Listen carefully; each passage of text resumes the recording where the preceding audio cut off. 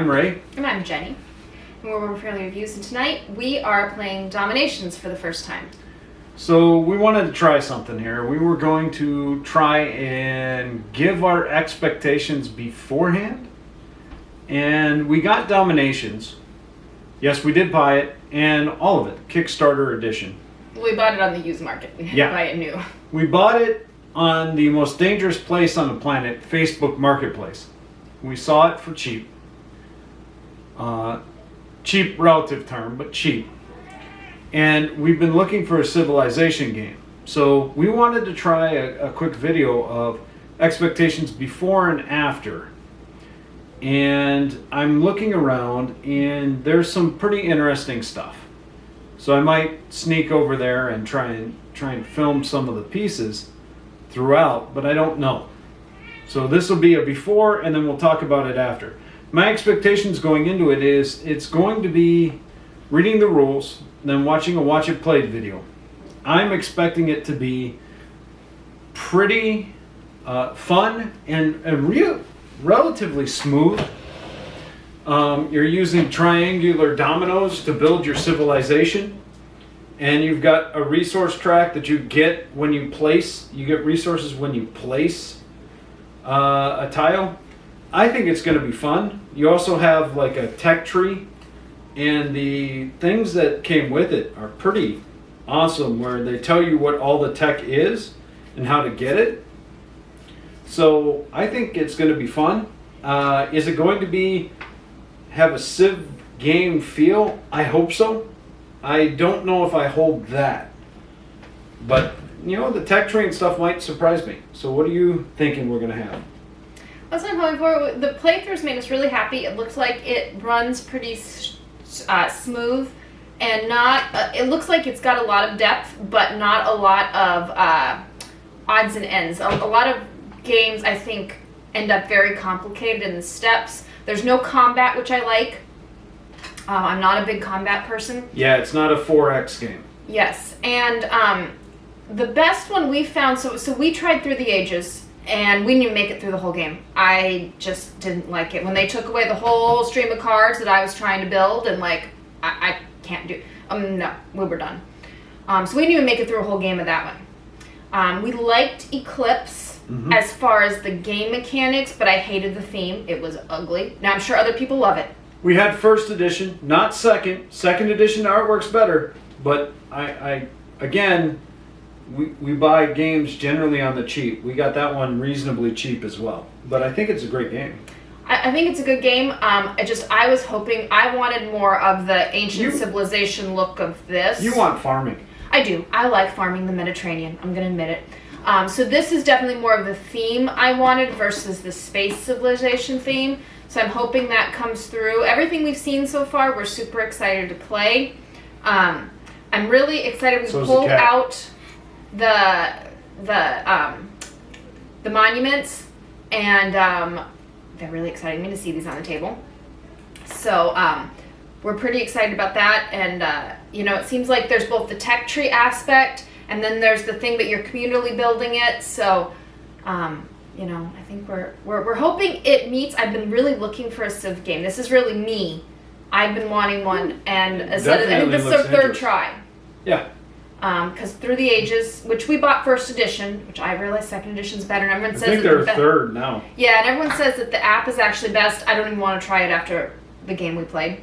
And then Eclipse, again, I think Eclipse was a good game, but I'm hoping that this is better.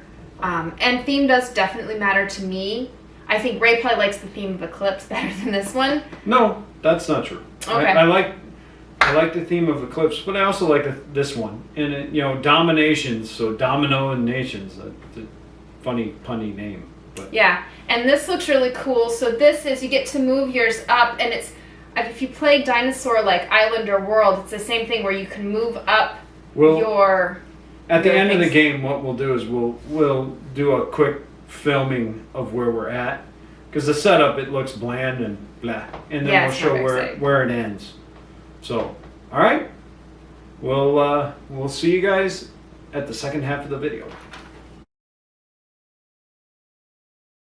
Okay, so we've played it. This is my tech tree. This is what the board looked like at the end. We didn't really do a bunch of number 2s because my objective specifically was to get, it's hard to see with the light there, but get 11 cities that were level 1. I only got 2 of them. I also controlled the monument. And the boards at the end, that's where you ended up with some resources. 5 rounds. I'm going to sneak over and we'll see. I might not use this video. If you see it, you'll know I used it. And then her tech tree was much more actual techie. Worked together and she was able to get 3 of her objectives, which gave her 40 points instead of the 20. Came there. And it was a really close game. So that's 191 to 194. We'll talk about what we thought about it here in a minute. Hi, I'm Ray. And I'm Jenny. And we're back to give you our final thoughts on Dominations. And we haven't talked about this. I'm going to go let the cat out while she tells you, because I don't know what she thought about it. Well, really, this is what I was looking for in a Civ game. It's more my theme. And definitely we have a lot of learning to do because I think we definitely did not max out our points at all. But I feel like it gave you the options to upgrade that I wanted, and I like building the monuments and the different cities. And really, once we got going, it moved really smoothly. I thought each turn was fast. And once you kind of got to know better the objectives and the thing, I think what took us the longest was there's really nice cards. And they have what your options are for your upgrades to your tech tree. But figuring that out and figuring out how the nodes work, because especially like, for instance, my one of my goals was my nodes, and figuring that out as you learn to read the cards and you learn to know what you want, I think you would get much better. And you'd also learn how, okay, what do I need to build when? I think there's a lot of learning to go into this game, but I think it met my expectations and it was what I wanted. I would say the one thing that I felt was kind of annoying, I didn't love this in the inset. I thought that was kind of, it's not horrible, but I think it's kind of fiddly, and I know I had trouble sometimes remembering exactly where I was on it. Yeah, they're warped. I think it's more to do with how the other people stored the game. Well, but also though, even this, so these are, there's chunks, and you have to skip the one when you're going up and counting it. Yep. And so I just think there was some design flaws. That was like my only complaint with that. These are real thin, but it doesn't really matter all that much because you're just laying them out in front of you. You're not even really laying them or shuffling them or anything like that. The rest of the pieces I thought were really nice, and I liked how it ended up looking on the board. Yep. I agree. It was a really smooth game. It was a lot of fun. There were some tense moments. And I really wanted to start like upgrading the cities to level 2 because you get a lot more from it. You get influence, and you get. I think you get more stuff. Like you would get double the. Points. You get double the things. Basically, when somebody plays a tile next to one of your cities, you get stuff for that. Some of the things, and it's just the nature of the beast. I kept forgetting a couple of my upgrades, which is really important in the game. They give you lots of extra resources and the like. But it ran smoothly. I think you would have to play it. I mean, this was our first play. A couple of times before you got down what each of the upgrades do, but it worked really well. I liked it a lot. I think it's going to stay in our collection, at least for now, while we get a few more plays. But it went smoothly, and I got a couple of things that are warped, but for the most part, the tiles are really good, and it's just fun. It really was fun, and reasonably quick. Yeah, I think once we get going, playing it 2-player, this will get really fast, and I think as you get better, it also depends on your civilization, because one of the things, both of us had the number of cities as one of our objectives. Like I had to have 6 connected cities, and I think you had to have 11. Well, that then pushes you to keep level 1s, whereas I think if you had different objectives in different civilizations, you would build them differently. There's a lot of like goals. These aren't the necessary. There's a lot of replayability. There are tons of goals and like different civilizations. There are, I don't have those out, those are still in the box and I'm not going to do them out, but the monuments that you get, and each player picks one monument that's communal. You can build it. There's, I don't know, 20 of them.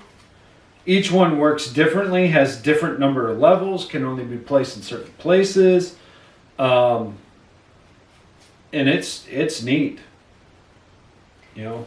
Yeah, I would say of all the gameplay mechanics, the only one I made any comment on was that at the end of each age, the leader on the influence track assimilates one of the other person's things, and they get...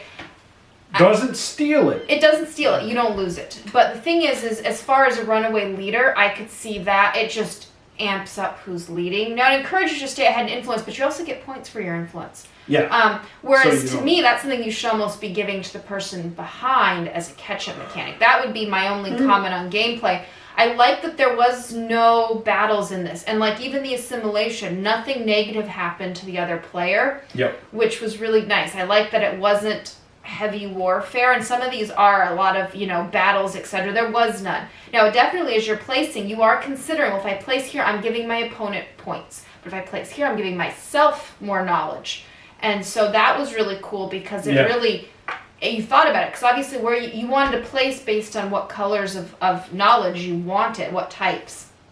But you also had to consider, what am I giving the other player? And so that was really cool. I thought that was neat. And there's these powers you get at the end of the age, and they actually could be really helpful going into the next one, as well as you build stuff, you get beginning of age and end of age powers. We didn't really talk about gameplay. You can find, I'll put a link to how to play, but there's basically on the tiles, they have 3 colors and a central color, and when you place it, those are the resources you get. Different types of knowledge, government, and blah, blah, blah. And then the central one's the color of the city you're going to build, and that's then the type of knowledge you need to build that city. And like the monuments were really nice and cool, and they looked neat on the board. And they have, again, different placement things. So I think this met our expectations for what we wanted, and we have all the Kickstarter stuff, so we certainly don't have lack of replayability or choices in this game. We're good, but I don't actually think you need the Kickstarter stuff to have the variety. No, there's just the base game, which is all we played tonight, had plenty of variability in it. So, all right, that's our opinion after one play, from expectations to, hey, it met him. Talk to you guys later. Bye.